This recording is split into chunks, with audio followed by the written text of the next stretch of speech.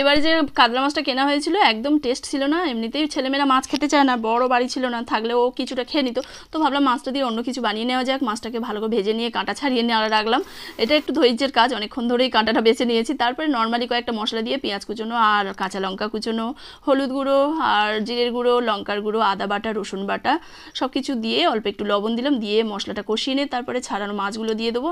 আর স্বাদ বাড়ানোর জন্য অল্প একটু টমেটো সস দিলাম, দিয়ে মাছগুলো ভালো করে কষিয়ে নিলাম।